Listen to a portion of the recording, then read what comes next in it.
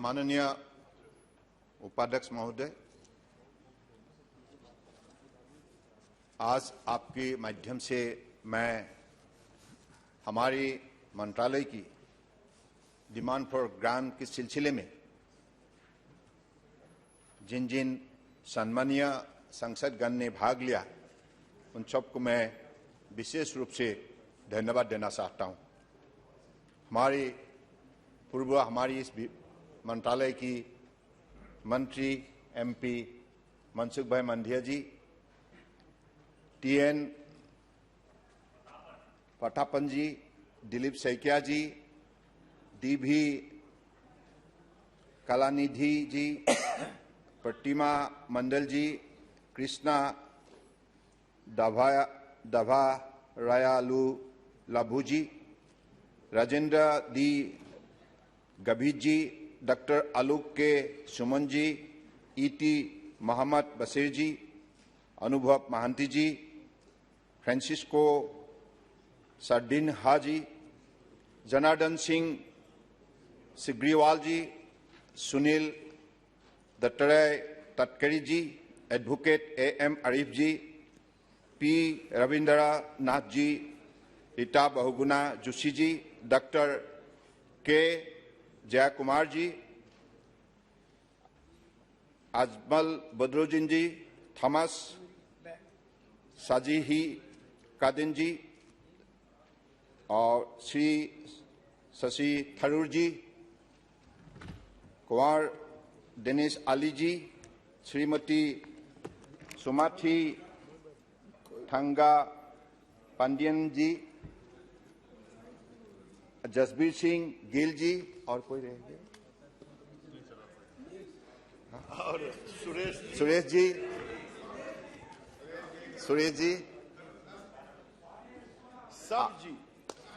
सबको बहुत बहुत धन्यवाद।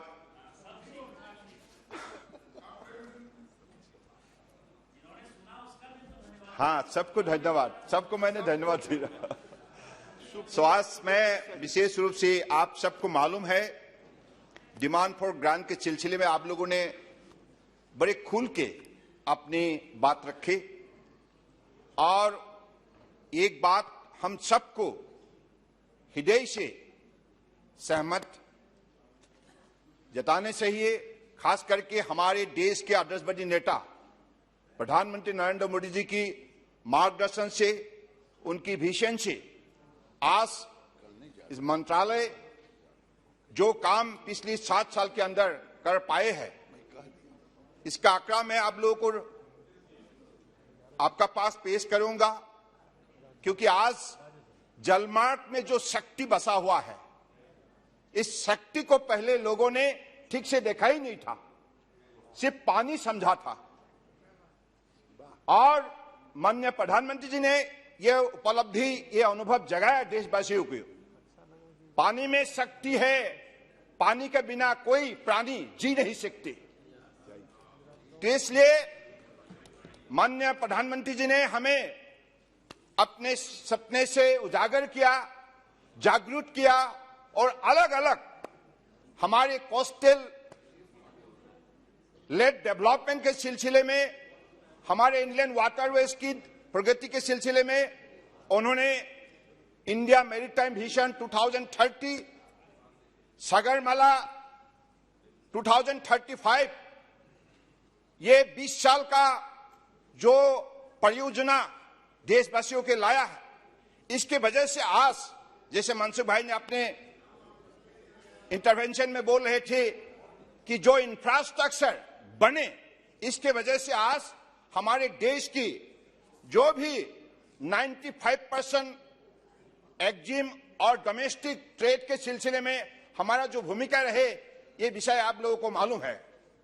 तो आज मैं आप सबको एक विशेष विषय पर मैं ध्यान आकर्षित करना चाहता हूं कि India has a long coast line of about 7,517 kilometre और हमारे इनमें से 11 मेजर पोर्ट है और 200 नॉन मेजर पोर्ट है, जिसको डेवलप स्टेट गवर्नमेंट के द्वारा किया जा रहा है।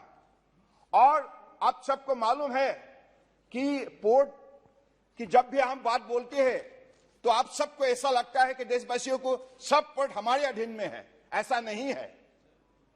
केंद्रीय सरकार और राज्य सरकार दोनों मिलकर हमारे पोर्ट लेड डेवलपमेंट के सिलसिले में अपनी भूमिका लेते हैं।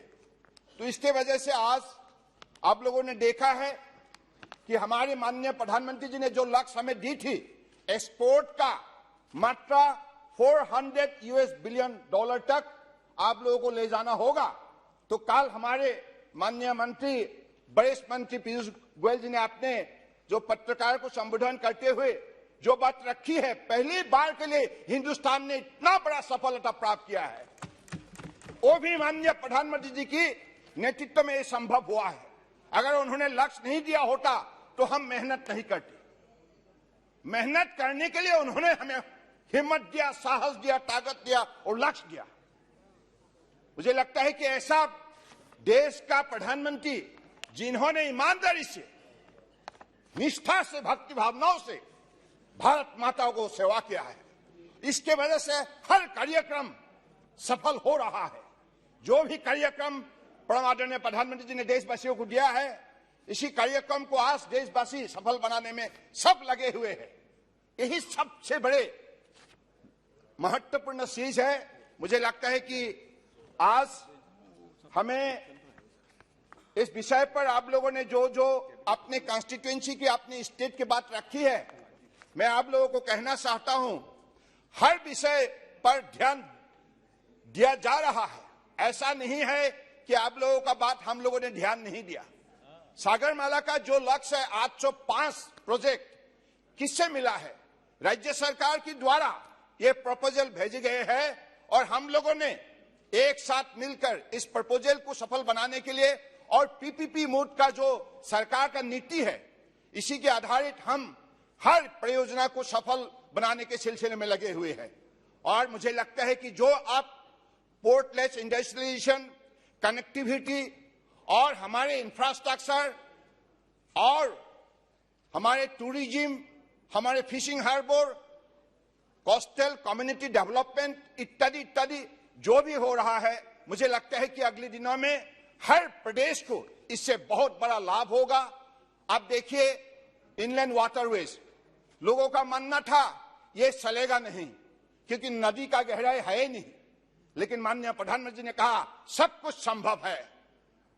मां गंगा को नमन करते हुए माननीय प्रधानमंत्री जी ने जो जलमार्ग विकास प्रोजेक्ट उन्होंने करने के लिए जो उन्होंने निर्देश दिया विभागीय हमारे मंत्री को, और उसी समय जलमार्ग विकास फेज 1, जलमार्ग विकास फेज 2 और 8 गंगा फेज 2 के अधीन और 8 ब्रह्मपुत्र, ऐसे ही मनसुख भाई जब मंत्री थे उसी समय पे इन चीजों को आगे बढ़ाने का काम किया। और आज मैं इस सदन में इस बात को रखते हुए बहुत गर्व महसूस करता हूं, पहली बार के लिए लंबे समय की इंतजार की बात, मां गंगा पटना से कार्गो वेसल, वो वेसल का नाम भी एक महान व्यक्ति के नाम पे रखे गए हैं, लाल बहादुर शास्त्री जी की। मैं यहां से हृदय से बहुत ही कोटि नमन करता हूं। लाल बहादुर शास्त्री उसी कार्गो वेसल से एफसीआई की 180 मीट्रिक टन कार्गो हमारे पांडु के लिए रवाना हुई 5 फरवरी को, जिस कार्यक्रम में बिहार सरकार ने बहुत एक महत्वपूर्ण भूमिका लिया और वहीं से बांग्लादेश होके गुवाहाटी के पांडु तक पहुंच गए हैं सफलपूर्वक। और पहली बार के लिए 2350 किलोमीटर रास्ता ये उन्होंने पार किया। और इसी हिसाब से नॉर्थ ईस्ट में पहली बार के लिए बहुत लंबे समय के इंतजार के बाद कार्गो वेसल वहां पहुंच गए हैं। अभी वापस आने के समय में उन लोगों ने कोयला लाने का काम भी शुरू किया है। तो उसी दिशा पर हल्दिया से 1800 मेट्रिक टन टाटा स्टील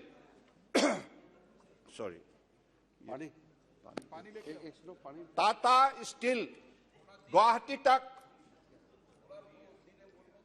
अच्छा, गुवाहाटी तक ले जाने का भी काम किया और गुवाहाटी से वापस आने का समय में वहां से भी अलग तक कार्गो उन्होंने लाने का शुरू किया। इससे साफ जाहिर है, पहली बार के लिए नॉर्थ ईस्ट का मतलब है, माननीय प्रधानमंत्री जी ने देश का स्थलअश्मी बताया, इसलिए बताया नॉर्थ ईस्ट संपदा, शक्ति और संभावना से बसा हुआ है। तो इसलिए उसको उजागर करने के लिए कनेक्टिविटी और कम्युनिकेशन डेवलप करना बहुत जरूरी है। इसलिए माननीय मोदी जी ने पहले rail connectivity, road connectivity, air connectivity और अभी इनलैंड वाटर्स कनेक्टिविटी का काम भी उन्होंने सफलपूर्वक आगे बढ़ाया, जिसके वजह से आज नॉर्थ ईस्ट का हर प्रदेश की जो किसान है, जो एंटरप्रेन्योर्स है, उनको लगने लगा है हम देश के अलग अलग बाजार में अपने कदम रख सकता है और दुनिया का बाजार में अपना जगह बना सकता है। तो इतना तक लोगों का मन की जो भी भावना शक्ति को आगे बढ़ाने का माननीय प्रधानमंत्री जी ने काम किया है। तो इसके वजह से आज हमारे मंत्रालय की तरफ से आप लोगों ने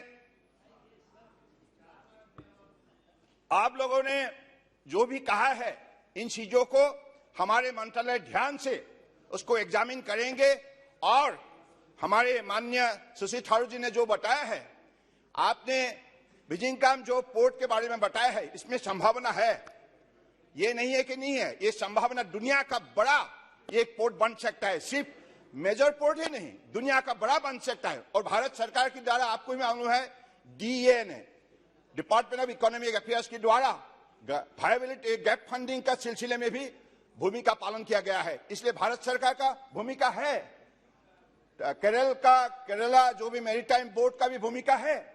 तो हम लोग एक साथ मिलकर इस पोर्ट का काम आगे बढ़ाने का काम में हम लोग लगे हुए हैं। ये भी बात आपको मैंने आपका ध्यान के लिए बताया। तो इसलिए मैं आप लोगों को आंकड़ा देना चाहता हूं, खराब मत पाइएगा, please take it sportingly. What is the difference between the government under the dynamic leadership of Honorable Prime Minister Narendra Modi ji and what was before 2014? आप देखिए, ease of doing business, आप इंडेक्स देखिए, rank 2014 में it was 134, now it is 68. Capacity of major port, million metric ton, 2014 में it was 800.52, now it is 1560.61. Capacity of non major port, हमारे कार्यकाल में परम आदरणीय प्रधानमंत्री जी की कुशल नेतृत्व ने आज 2004 तक 600 यानी कि 689 थे और अभी 1224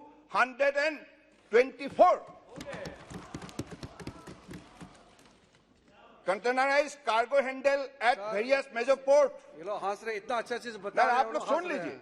अबे सुनना जरूरी है, अच्छा चीज बता रहे हैं। ये आंकड़ा मैं ऐसे नहीं बता रहा हूं, आपके लिए है, क्योंकि आप लोगों को एक बात आप लोगों को मान लेना चाहिए, जो हकीकत है, जो सही है, उसको सुनना ही सही है और स्वीकार भी करना चाहिए।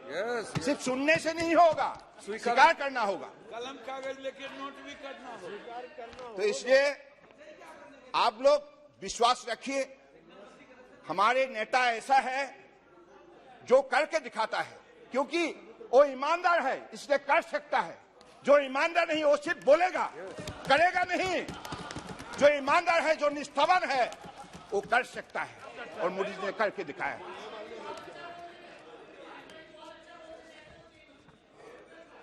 तो इसलिए मैं आपको, धन्यवाद आपको, आप सुनते जाइए।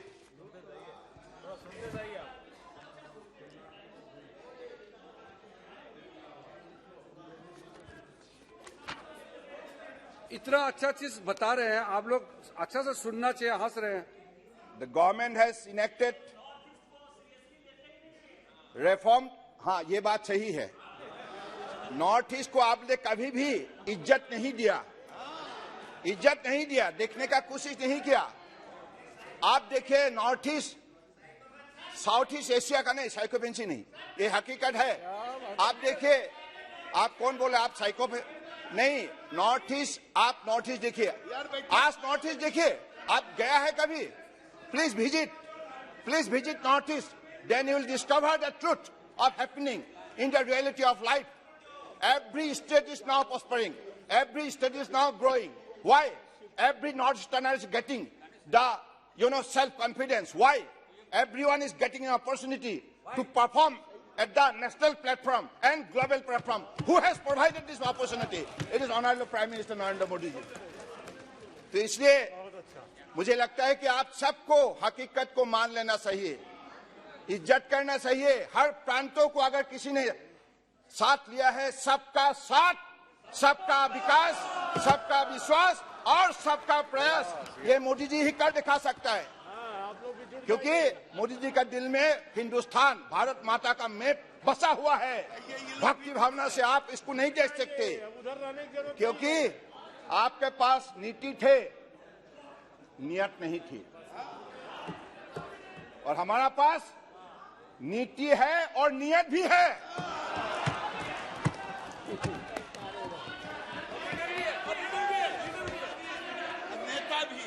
नेता है, इसलिए तो बोल रहा हूं। इसलिए आप लोग देखिए, एक बात मैं पहली बार के लिए, मुझे नॉर्थ ईस्ट से पहली बार के लिए पोर्ट शिपिंग वाटरवेज का इस बड़ा मंत्रालय का विभाग का दायित्व परम आदरणीय प्रधानमंत्री ने हमारे कंधों पे सौंपा है। पहली बार के लिए स्वतंत्रता की 75 साल के अंदर आप लोगों ने कभी नॉर्थ ईस्टर्नर को ऐसा इज्जत दिया था? नहीं दिया था, क्योंकि आपका दिल बड़ा नहीं है, आप कभी भी हमें जगह नहीं पाया। लेकिन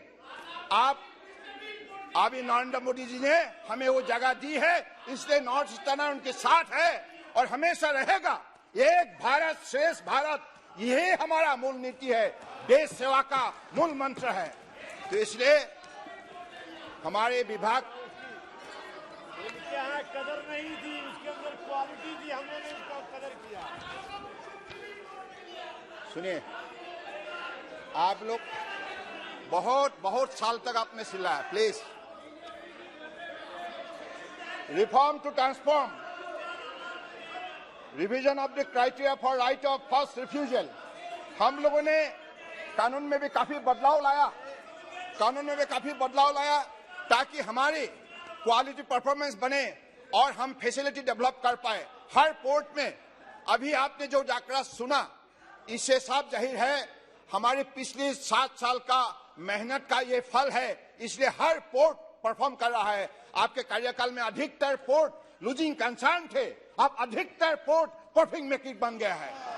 आत्मनिर्भर भारत, और इसी मोदी जी का कार्यकाल में आप देखिए कोचिन शिपयार्ड लिमिटेड ने कितना बड़ा काम किया है। आप लोगों को धन्यवाद देना चाहिए। दुनिया का सबसे बड़ा लड़ाकू जहाज, उसका जो वेट बताया उन लोगों ने 41,000 मेट्रिक टन।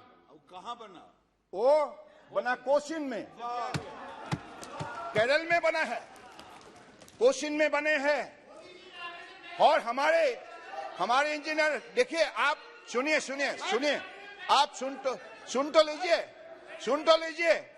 और भी एक अच्छा खबर है, अभी देखिए, और भी एक अच्छा खबर है, सुन लीजिए। अच्छी खबर और भी है कि कोचिन में, उसी कोचिन शिपयार्ड लिमिटेड ने पहली बार के लिए, सुनिए, listen to me honourable speaker sir, listen to me, honorable speaker sir, listen, सुनिए, please listen to me, this is my turn, you will please listen to me। ऐसा है, कोचिन शिपयार्ड लिमिटेड ने अभी ड्रेजिंग कॉर्पोरेशन इंडिया का साथ एक MOU किया है, और नेदरलैंड, हॉलैंड का रॉयल जो एशिया है, तो उसी का टेक्नोलॉजी का सपोर्ट से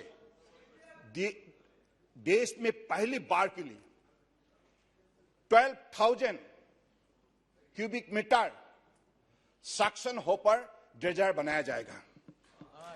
पहली बार के लिए हम जितना भी ड्रेजर खरीदते थे विदेश से खरीदते थे, पहली बार के लिए परम आदरणीय प्रधानमंत्री जी के नेतृत्व ने यह मनोबल दिया है। आत्मनिर्भर भारत का नमूना है। तो इसलिए ये सब कोई मामूली सफलता नहीं है। इन चीजों को आप लोग उपलब्धि कीजिए। Please try to realise now Cochin Shipyard Limited is getting the order from the foreign country also. So this is the power of Moody's government. This is the example of good governance and quality government and performing government.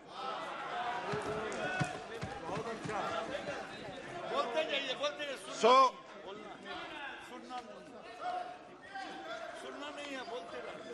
Honorable Speaker sir, Honorable Speaker sir, so in case of creating quality manpower as a seafarer, earlier in 2014 up to there were only 1,17,090 seafarers. Now it has went up to 2,05,787 by 2021. So this is how the quality manpower is being produced in the country for the global consumption, for the global, kind of involvement. So this is how the young generation is encouraged, and also young generation is given a way to earn their livelihood with dignity and power and ability. So this is how the department is growing, and also the department is performing in the sector of inland waterways, in the sector of port, in the sector of shipping, in all the sector, because of the reformation brought under the dynamic leadership of Honorable Prime Minister. All this visible growth is happening, and all this visible growth is being well demonstrated through action, and it is witnessed by the people of the country. तो इसलिए मैं यही चाहूंगा कि आप लोगों ने जैसे एक गंभीर विषय है, आप लोगों ने कहा है कि फिशरमैन के सिलसिले में आप लोगों को मालूम है परम आदरणीय प्रधानमंत्री जी ने प्राइम मिनिस्टर मत्स्य संपदा योजना प्रधानमंत्री, इसमें 20,000 करोड़ का प्रोविजन रखा गया है, और हमारे शिपिंग मंत्रालय और ministry of fishing veterinary and like another this thing Rupala ji का साथ एक साथ मिलकर हम लोगों ने अलग अलग पोर्ट में हार्बर डेवलप करने का काम शुरू किया है. So far, Sagarmala, under the project of Sagarmala, we have developed 31 fishing harbor on the coastlines. So this is how we are going to facilitate our fishermen. They are the dearest citizen of the country. We respect the fishermen, and that is why, to provide deep sea fishing vessel, we are in consultation with the Cochin Shipyard Limited and asking them, please develop deep sea fishing vessel so that we can provide this kind of vessel for our fishermen to have better fishing and also to improve their income and lead a life of quality, dignity and prestige. This is the commitment of the Honorable Prime Minister to the fishermen in the country. So this is how this particular ministry is working, and now you have been, everyone is talking about the facility, the infrastructure to be provided in their respective constituency. As you know, Honorable Prime Minister has always been telling us that inland waterways and coastal waterways, these are the two very, very key sectors where we should engage our youngsters, our youth, by providing better vessel for passengers and developing cruise tourism. And this is how large number of skilled youth can be engaged to earn their livelihood. So this is the way we got the direction. Accordingly, we are developing community jetties, multimodal terminal on the bank of the river, as well as on the coastline so that like large number of youth and also large number of entrepreneurs can be accommodated in terms of economic generation. So, Honorable Speaker, sir, this is how port shipping and waterways is functioning, and I am a new man in this particular chapter, and I seek your support, and I seek your very, very meaningful suggestion, without any prejudice and hatred. We are all in the same house. Same ship. We have rightly he has pointed out that we are in the same seat. We are in the same boat, brothers. We should behave like this. And you are all lucky enough. The country is lucky enough to have a leader of higher stature, honesty, equality, commitment. Captain of the ship. Captain of the ship, Narendra Modi ji, our Prime Minister. So इसलिए मैं माननीय अध्यक्ष जी आपके जरिए सब लोगों के ही मैं दरखास्त करता हूं, आप लोगों ने जो भी विषय रखा सभी विषय को ध्यान में लिया जाएगा। ये बात नहीं कि हमने अपने जवाब में नहीं बोला, उल्लेख नहीं किया, ऐसा नहीं है। सभी विषय को ध्यान में लिया जाएगा। और मैं ये भी कह सकता हूं आप लोगों को, after this session will have a separate sitting from our ministry will organize a separate sitting of the Honorable Member of Parliament so that we can discuss every issue minutely. And for your information, I am telling you, the budget nowadays no ministry single-handedly operate their commitment to the people of the country. Honorable Prime Minister has given us a right way to put our thought and also to put our effort with better planning. That is Prime Minister Gati Shakti National Master Plan, multimodal connectivity. यानी कि हम सबको integrated approach लेना होगा। अभी हम लोग सागरमाला हो, हमारी मंत्रालय से जो भी काम किया जा रहा है, हम प्रदेश सरकार को और प्राइवेट प्लेयर्स को, अलग अलग स्टेक होल्डर को हम साथ में लेके, माननीय प्रधानमंत्री ने कहा है सबको साथ लेके चलो तब देश मजबूत होगा। इसलिए पीएम गति शक्ति का मतलब यही है कि it is a integrated approach. We have to work together. Sense of togetherness is the principle to the key of this prime minister Gati Shakti principle. I believe this should be realised by everyone. इतना बड़ा उन्होंने हमें रास्ता दिखाया, जिस रास्ते से हम अगर चले तो सब मंत्रालय का अब हम जब भी पोर्ट डेवलप करते हैं तो पोर्ट डेवलप करने के समय में हम ये हमेशा ख्याल रखते हैं कि रोड कनेक्टिविटी, रेलवे कनेक्टिविटी और पाइपलाइन, पेट्रोलियम के पाइपलाइन और वाटर सप्लाई के पाइपलाइन और बिजली power lines, all these kind of line ministry and infrastructure ministry will have to integrate to each other so that we could develop better facility for the people of the country to generate their income, to have their better income, to compete the rest part of the world. So this is the attitude of our competitiveness being developed by Honorable Prime Minister Narendra Modi ji. I'm really thankful to all of you today. And Honorable Speaker, sir, I have few minutes more, I believe. I'm just looking at the was. आप सब लोगों ने अगले दिनों के लिए आप भी तैयार हो जाइए। मेरा ही आप लोगों से आग्रह है, आप लोगों के जो भी महत्वपूर्ण बातें हैं, इन चीजों को हम लोग निश्चित रूप से अगले दिनों में ध्यान में लूंगा। और हमारी लक्ष्य यही है कि अभी ऑल टुगेदर देश के अंदर 111 नेशनल वाटरवेज है। 111 नेशनल वाटरवेज में हमारे टेक्नो इकोनॉमिक फिजिबिलिटी रिपोर्ट के मुताबिक जो भी रिवर्स को हम लोगों ने फिजिबल पाया है, उसी हिसाब से उसको डेवलप करने में लगे हुए हैं। तो इसलिए आप लोगों से यही आग्रह है कि आप लोग धीरज रखिएगा और देश के अंदर और भी कोई पोटेंशियल रिसोर्सफुल कभी वाटर बॉडी है, नदी है, उसको भी डेवलप करने के लिए हम प्रतिबद्ध हैं और रहेंगे।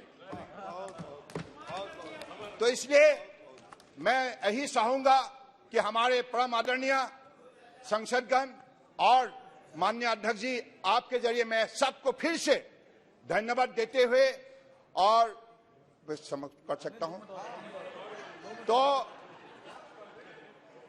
प्रेमचंदन जी का जवाब देना एक बार। चलो। प्रेमचंद्र जी आपको सब लोगों को यही आग्रह है कि माननीय अध्यक्ष महोदय, जो हमें डिमांड फॉर ग्रांट ये किया गया है तो उसको आज समर्थन दे हाउस, यही मेरे सब लोगों से अनुरोध है। Thank you. Thank you very much, Mr. Speaker, sir, for the emotional reply by the Honorable Minister. Sir, I fully agree with the Honorable Minister. I am the Union President of this Cochin Shipyard. Yes, I absolutely agree with the government that it is one of the model for the public sector undertakings by which how it can be performed.